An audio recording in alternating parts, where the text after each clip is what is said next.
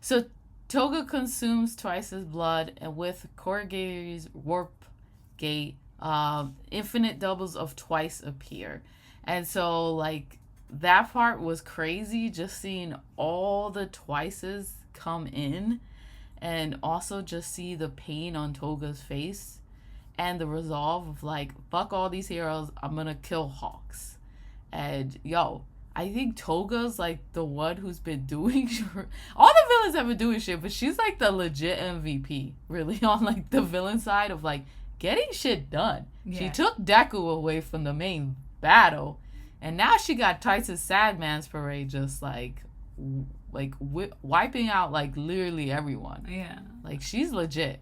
Toga's legit. A lot of action happening with Toga. It's bittersweet seeing Twice though. Yeah, Twice is amazing. I cared a lot about his character. Yeah. So yeah. Hey everyone, welcome to Geek-Ass Chat. I'm Shirley. I'm Christy. Why do I say it like here. That? Thanks for listening. Yeah, thanks for listening. Follow us on Geek-Ass Chat YouTube channel, where we have a lot of other My Hero Academia reviews of season 7. This is, of course, season 7, episode 16, The Chain Thus Far. This was basically like an episode where all the villains technically came back in a sense to repay Deku, you know, because Deku's just a fucking great kid and he's a great hero and people just like love him and they're just like, and there's a line from, before we get into the show, there's a line from Sukauchi, who's the detective, like All Might's friend, and he talks about how like villains are humans, you know, and I think that's a big aspect of like, you know, there are some people you cannot forgive, like where they do shit that you just like is horrible, and you're like, no, they belong in the trash. And you know, in prison and shit like that. Yeah. Where they do, there's some things where I'm like, no, that's not forgiveness at all. I can't forgive somebody who does something. They're gonna be doing it repeatedly. So. Oh yeah, like yeah, the like, you know, stuff dealing with like, you know, like self defense, like. That's not, I don't think that's like murder and stuff like that, but other shit like murder and with the R word, you know, that shit like that, like when you're killing somebody and stuff like that, that's straight up like horrible stuff. Where, you know, you want to kill them for fun and shit like that. No. So, but there's people who have suffered because of society and all that stuff that ended up in these systems of prison and stuff because, there's oppression, you know, that's just how the prison system is. That's how it's built here in America. I'm talking about America mostly because we're American. But like, you know, they're human beings in there who did things because like society just, and you know, what they're going through and or anything else just is not there for them. They didn't get the resources they need. I mean, I think this was a great episode when it comes to, you know, showing the humanity side of a villain. Yeah, because you see, not one, you see like 3 of them come back, and I think that's pretty dope, and show that they're here to help Deku because he's amazing. That kid is dope. I'm just saying. But anyways, and they're dope too. But anyways, let's get into this. So we're back at Gunga Villa. Toga unleashes the Sadman's Parade. She's like, I'm gonna kill this motherfucker Hawks. You know. I'm wondering if that is why Hawks outed Twice from the very beginning, because the Sadman Parade is scary. No, you see how Sadman Parade's taking over all these heroes? So yeah, that's why he was like, we gotta get him, sadly. So it is what it is. Oh, R.I.P. Twice. Miss you. Oh. But I miss Magno too, man. Like shit, that's rough. Okay, so Ochako comes through the warp gate because, you know, Korigiri's in this fight now because he escapes from the hospital, you know, with like, if you've seen the past, like, you know, episodes and stuff, he escaped the hospital, so now he's helping out. And so, like I said, Ochako's coming through with Froppy following her behind, and Ochako's like, I'm not you know, she's like, I'm not losing sight of you. She's following Toga. She's like, because we need to talk about romance. I got you. I get it, girl. And she's like, I'm not leaving you. I want to be here for you. And Toga's like, you see Toga turn around to look at Chaco, and you see that she has a resolve, but she's also has this sadness to her. And she's like saying, like, there's no maiden here who's in love anymore. And it's really sad. You know, because, you know, Toga's a teenage girl, ultimately, you know, who's been through a lot, too. Yeah, she's definitely disconnected so much now. Yeah. Now that she's in this fight. She's just one mission. Yeah, like I said, MVP, because she's been getting shit done, Toga, yo. But then we cut to Meryl, the weather woman in America. And she took over the channel. She's like, look, man. And she's like, look, we can't fold to All for One and all this stuff. United States, you suck ass. And she basically says the line like, about the world can change with the power of one person. I'm assuming it's like a connection to Toga and how she brings Sandman's parade and like literally, or it kind of sends All for One, because All for One really. All for One just really gives a shit about himself. He's using all these people like Toga, Dabi, Shigaraki, because he groomed him, you know, twice, all that stuff, to get his shit done, really, ultimately in the end. He don't give a fuck about anyone. I find it interesting how the newscast person, is from the United States, and how the author chose to highlight the United States and what, you know, their decision to kind of, I don't know if this is right, appease to, you know, All for One. So I'm just wondering if, like, this is a bigger commentary on how, you know, the United States, a lot of people look to the United States to see what they're doing, and has, you know, the United States has a big influence around the world, and sometimes the United States makes terrible decisions. And why United States got so much power like that? I don't understand. Like, it's just so fucking weird. Well, I guess they made it like that in a sense, right? To have that power. Yeah. They, you know. Yeah. So Twice's clones is running all over the other heroes. I said Hillans. Heroes, and the heroes are like, what the fuck? What is going on? Dabi, of course, came through the warp gate too, because he wants to get Endeavor's ass. And he's like throwing all his fire everywhere, so shit is going down. Frappio and Chaco are talking about the fight in front of like everything that's going down, and it's like, yo, damn. So Dabi's here, Twice is here, and all that shit, and then Tsukuyomi and Earphone Jack join them, and they're like, holy shit. They're looking at this chaos and like, wow, this is crazy. And because they're teenagers, it's like overwhelming. I mean, it would be overwhelming for adults. So imagine fucking teenagers. And so, I mean, Earphone Jack lost her half of her ear, right? Lost her half of her ear. From All for One's attack. Tsukuyomi. I mean, they were up against All for One.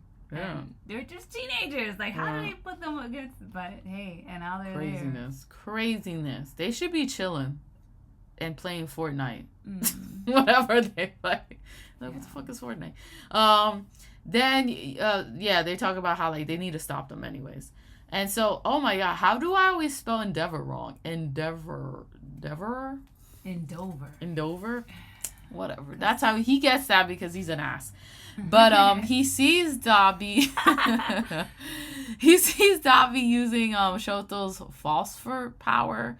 And he's like, what the fuck happened to Shoto, to Toya? And it's kind of sad, because he's like, I get it, because he's worried about Shoto, because he's a teenage boy. So he's like, yeah, my son, so that makes sense. But it's and so Endeavor's, like, mental state is not even stable, because at this point, like, he's still fighting, but he lost his arm. He got a half a chunk of his ass and his bit out. Not his ass, but like his side. Terrible.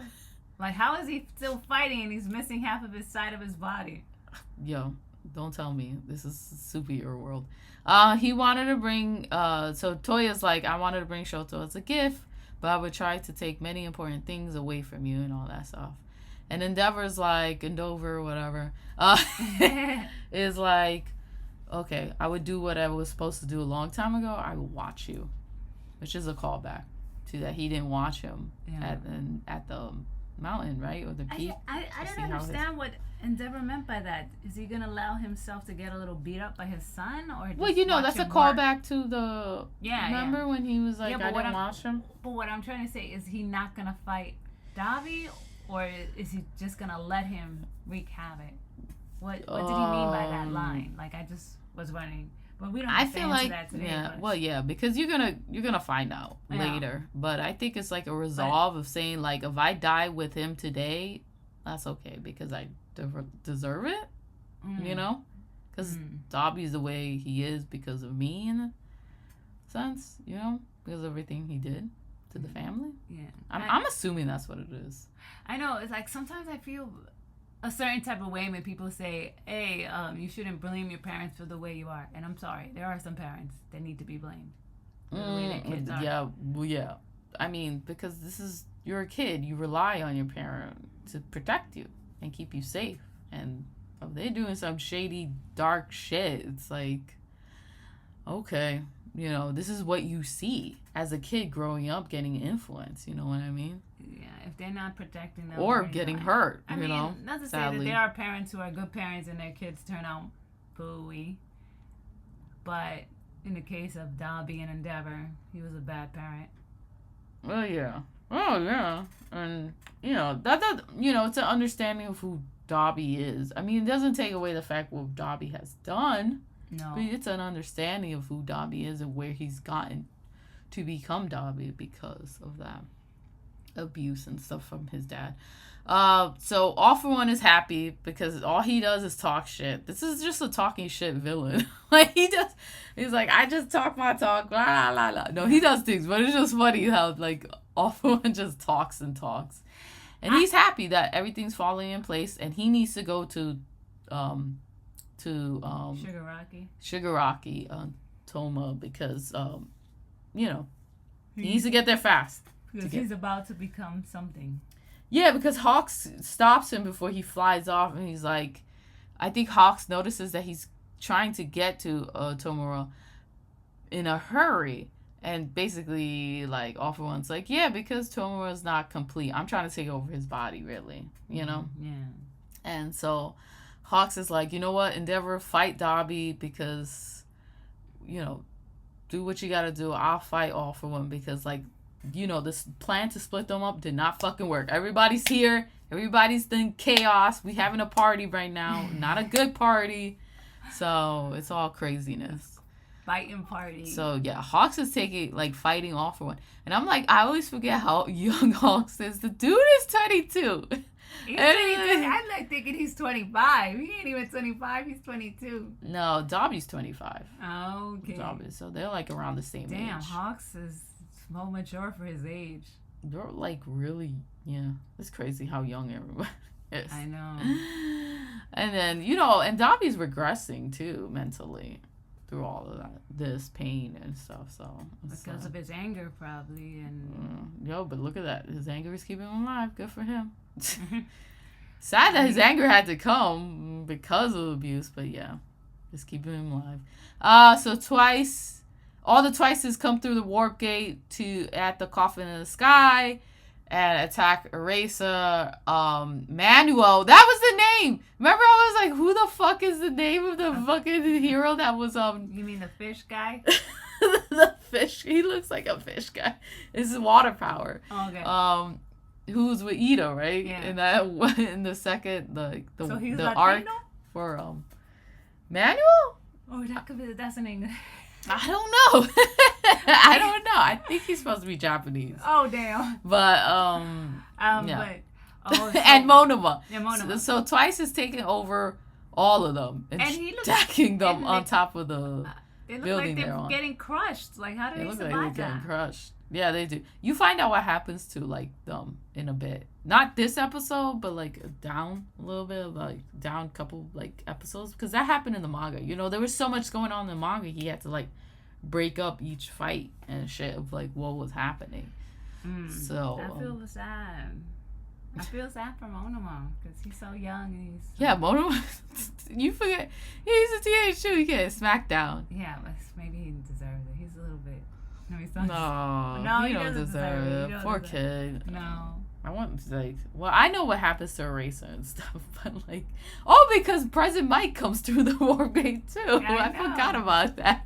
He's there too, because I guess he gets knocked out or he's trying to get to Kurogiri, but it's you can't really grab him, because he's clouds or smoke and stuff. And then UA starts falling because Shigaraki's having an alien evolution type of shit, which I looked up. Alien Evolution is a game from the Alien franchise, so that's pretty cool. But I even knew about it. Oh, I didn't know that. I was because when I wrote that line down, I was like, that sounds like a fucking video game or a movie, and I looked it up. But yes, I don't know what's going on. Shigaraki's ripping out an alien's. You know how that alien comes out of the people's body? He's ripping out of his old skin and just metamorphizing. I don't know how to say it. Metamorphosis. Probably he's having a metamorphosis. Yeah, or something like that. Or we don't know. We don't know words. Yeah. He's metamorphosizing. Yeah, there you go. I made up my own word because I'm smart. And my name is Shirley. And so, but he can't move, right? He can't move yet. Maybe it's just not he needs to get his balance of what's going on with his body and stuff. And then he can move. And he's telling Deku, bitch, I'm your villain. He doesn't say bitch, but he says I'm your villain. Yeah. And there's heroes and villains, and I'm your villain. And Deku's just having a hard time breathing. Deku's dying. That poor kid is dying. He's breathing. He can't breathe because of gear shift, which is the second user's power. And the second user's it's okay, kid. Go fight him. If you die, it's all good. I'm that's why I was he can't even breathe. What you saying? I know, that poor kid can't even breathe. These adults don't give a shit about They really do. Well, the second really didn't give a shit. I love him, but he really didn't give a shit at one point about Deku. Until later, I think he starts caring about Deku. I kind of see that he still doesn't give a poo about Right Deku. Now, yeah. It's whoa, I'm trying to breathe here, dude. And so then we turn to Spectic. I probably spelled it wrong, but he's trying to hack into UA's fortified barrier stuff that is keeping UA up in the sky, coffin in the sky. Yes, because they want to because it's already falling, so they want to make it fall more and stuff like that because they had already hacked it and stuff, and so. That's when we get the introduction of one of the old villains from season 4 from Christy's favorite arc. Yeah. It's so funny how people were that arc wasn't that good. I actually really love that arc. That and the sports festival arc is my legit arcs. Sports festival arc is number 1. But that one with Gentle and Brava and shit, that was cute. That hit me because that storyline between both of them, that got to me, but I'll get into it. So we see, of course, talking about hackers, we see the one and great LaBrava hacking Spectic again. She looks so cute. She looks cute. A little girl. She's oh, don't say that. Oh, damn. I'm in trouble. Don't say that because she's an adult. I know. And it's weird because people think she's a little girl, but I never thought that. She was just short. No. She looked... From behind, she looks like a little girl. It's because of the hair. Yeah. But she looks like an adult to me, and everybody's like, is she a little girl? I was like, I don't think so. That nothing gives off that she's a little girl. Because we also see flashbacks of her as a little girl. Yeah. So, and as a high schooler. So that's why I was plus she's in love with Gentle, who's actually 32, believe it or not. But people be like, why he looks so old? But the thing is that, believe it or not, men or people in general get white hair very quickly. I had a coworker who had white hair and he was only 21. Yeah. That happens. Sometimes it's just genetics, But anyways, she hacks Spectic again, which was funny, and she hacks him with the kitty pump dance, which was fucking funny. That whole scene was funny. That whole scene was funny. That was good. Because she had hacked him again. Yeah. That has happened twice already. It's funny. And so Spectre tries to leave with all the shit, the gear, the equipment. He's like, you're not going to get me and stuff like that. But the heroes, he leaves the cave and the heroes are there. Like, one of the heroes, I forgot the name, was the one that got Gentle and La Brava. So it was like a callback. And he's like thinking about like, oh, we got to leave this to you two. That's so funny. Like, you know, that's not exactly what he says. Yeah, you know, it's kind of like. But he trusted them. I forgot the hero's name. God damn it. He looks like a lion type of like. Yeah. Mixed with a dog. I forgot his like appearance. I forgot his name. Sorry.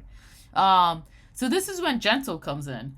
And of course you see Gentle, and then he's like, I want to repay the young man. And you know he's talking about Deku. And then we get a flashback.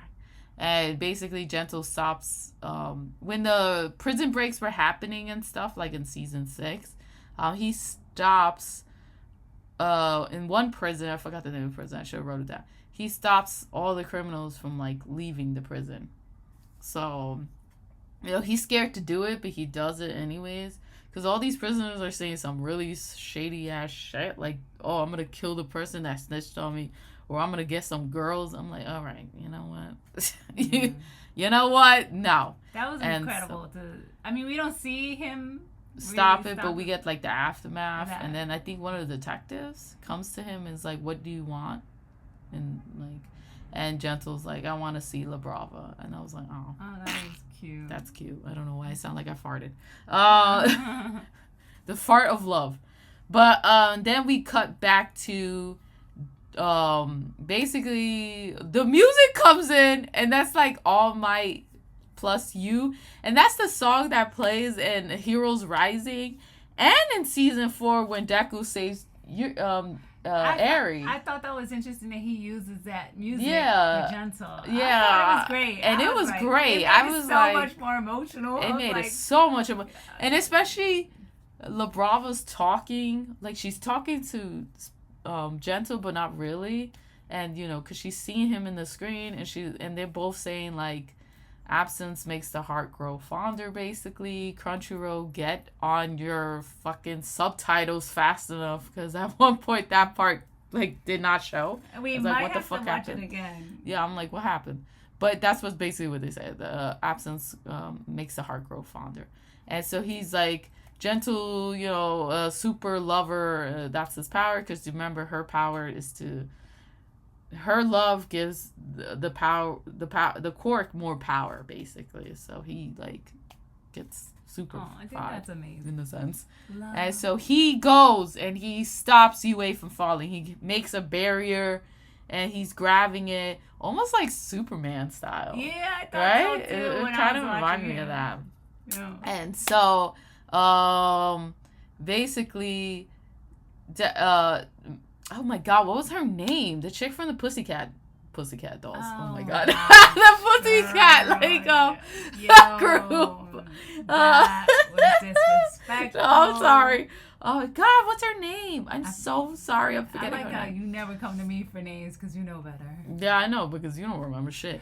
But but she's doing her telepath power, and she's like, who is that? It's like the UA barrier became like a trampoline. And I'm sorry, I forgot her name. Oh, damn it. Right when this ends, I'm going to probably remember. And Deku hears that because, of course, telepath, right? Power? I was about to say telekinesis. That's moving shit, right? Telepathic power. Whatever. So basically, Deku hears that. He's like, wait, like a trampoline? And he's like, he remembers. Like, he goes, he looks, and he sees... freaking he turns around, he's crying, and he sees Gentle holding up UA like Superman style, which was dope. And you know, Gentle's looking up and looking, kind of looks like he's looking at Deku, and he's like, I just wanted to help. And dude, I was like crying through all this shit. Like, I was like, that was so fucking sad.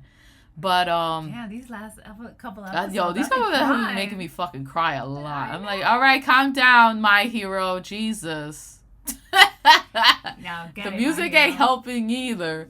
No, don't calm down. Keep making me cry. Make me cry. Yeah. The music is great too. But I think the 5th user, totally forget his name. Shit. Banjo, I think is his name.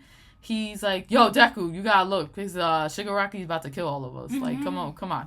I know this is all sad and like crying how the and we users happy. are becoming his eyes and ears. Pretty much. And so Deku turns around. He's like, oh, shit. And Shigaraki's about to touch the ground of the UAB. But we see a bullet come out of the sky and hit his hand, and then another bullet hit his head, and I was like, damn. And of course you see the bullet has like hairs and like purplish hair, and then of course it cuts to, and that's when Tsukuyuchi says the line that villains are humans, and then it cuts to, I think she's in the hospital because she has bandages, and it shows the gun barrier thing, barrel and long gun, like a assassin and stuff, or, and it shows Lady Nagant, and I was like, yes, because she's amazing. I know, she looks and so she's all cool. bandaged up, and she's like, I'm still gonna shoot this motherfucker. Cool. Yeah, she still look cool. I was excited to see her. I was like, no, this she was motherfucker cool. needs to get his hands cut off, but shut off is good too.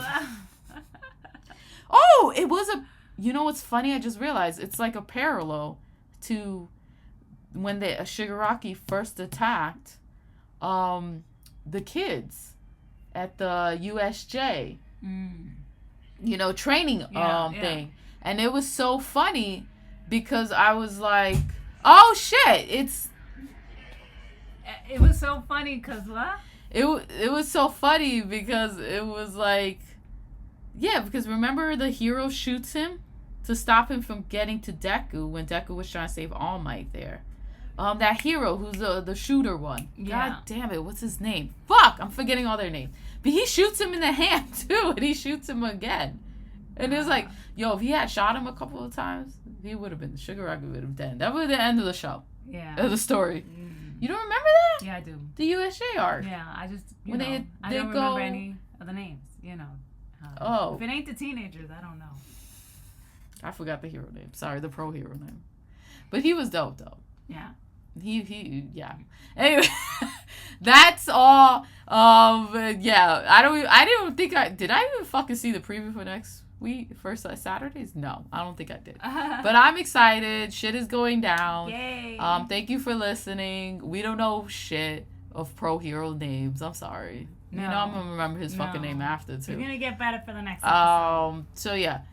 Peace out. Thanks for listening to Kick Ass Chat. We'll be back with the next episode to review and stuff like that for My Hero. Subscribe, like, Kick Ass Chat, leave a comment, and adios. Peace out. Adios.